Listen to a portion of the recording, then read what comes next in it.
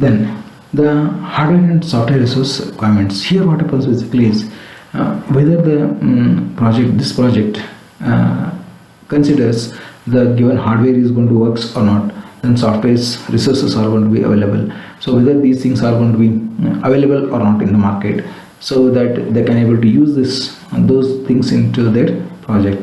That has to be get considered for that first. Then work breakdown. It's nothing but a big program will be there, complexity is going to be more. Then step by step the modules are going to get divided and it should be given. Then project schedule. So when they'll be going to start for that particular module, in one module again there will be some breakthroughs will be there. Okay, so if 4 members are going to be there in that one module, so it is going to be 25% of that it should be given to all the 4. So for that module 100% it is going to work.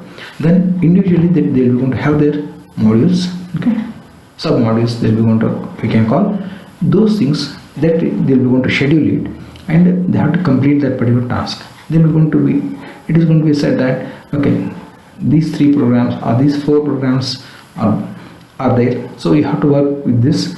After 3 days that it is, you have to give the report of that, and every day also you should mention that how much that it is being progressed. So those things are going to be discussed in the project schedule. So you are going to make that schedule and it should be given.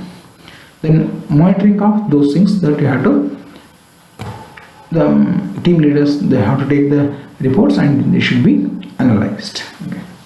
Monitoring should be done.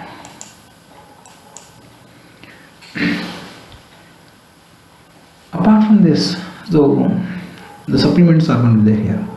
So after the project is done, okay, configuration of the management, configuration of management plan it is going to be, which it is going to describe about the procedures and structures, how that is going to be used.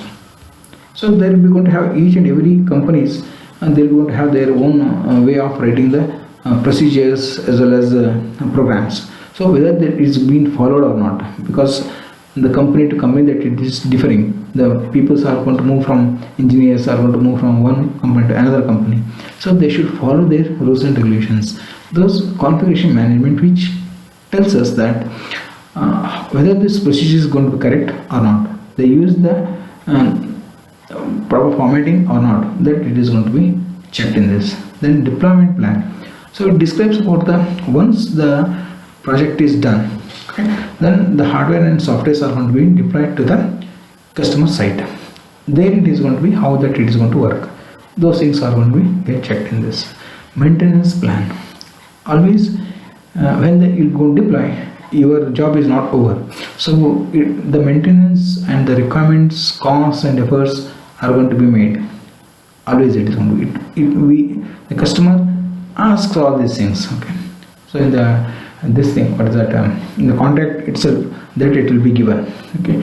After the deployment of the product, 1 year the bond will be there between them for the maintenance. Okay. Any things that if they are not able to understand, like how to operate that particular project and all these things, the training scheduling is going to be made. Then the cost of that, it is going to be getting incurred. Okay. Effort is nothing but for the man hours that they are going to use. Okay.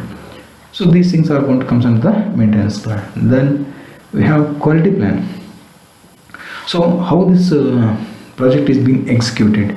Okay. So with the what format that they are going to follow, what are the quality measures that they have been used. So that thing it should be checked in this. Then validation plan. Any product that it is going to be going out, so validation has to be get executed for the resource. It's nothing but programs. Okay.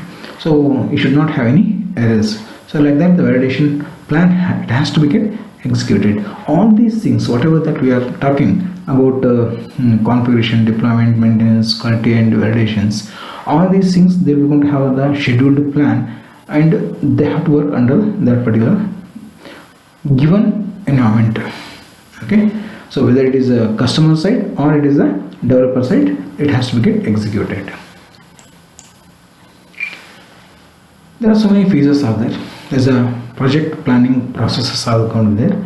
So we can identify that first how that it is going to move.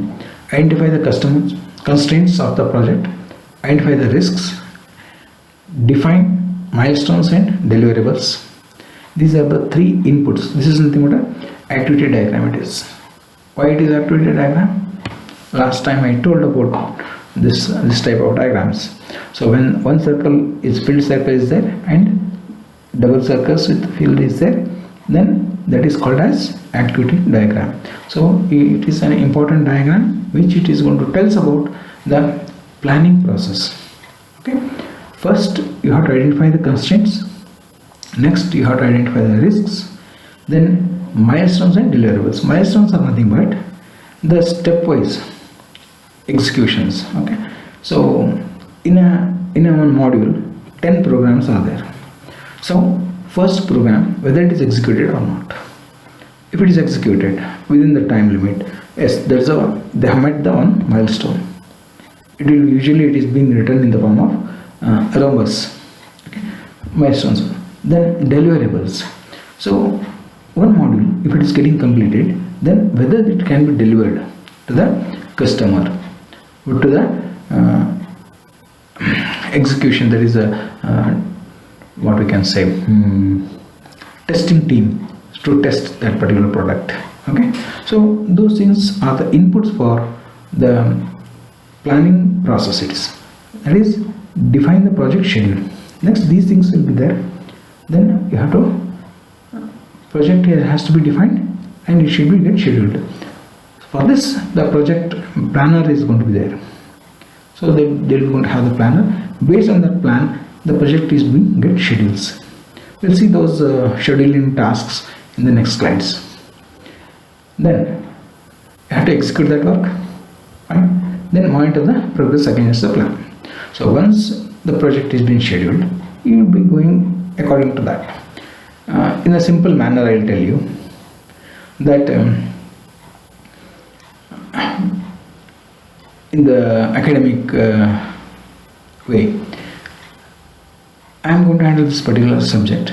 Okay, subject is assigned to me. That is, I am going to say that it is my project. I have to complete that particular thing in the defined manner. Okay, so scheduling is going to be done. Scheduling is nothing but your timetable.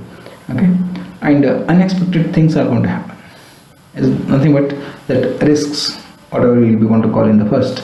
Here it is going to be. Okay, here it is. Risks are nothing but, so the faculty can maybe on leave something sometimes. At that time, the risks are going to be considered for that. Then what are constraints? Why it is happened like that? Those things are also going to be get considered. Okay. These are milestones is nothing but your tests. Okay, milestones and your tests. Whether it is properly is executing or not. Those things will be given to the project scheduling. It's nothing but the planner is going to execute according to that. The things are going to move. Okay, if everything is properly, if everything is set, then you can do that particular work and monitor the progress against the plan. So whether it is happening properly or not, IA1, IA2, IA3. Okay, those things. If it is not happening, okay, some problems are going to be there, then again you have to go for the rescheduling of that, and again you have to do that particular work. If it is not finished, again you have to redo the work and you should execute.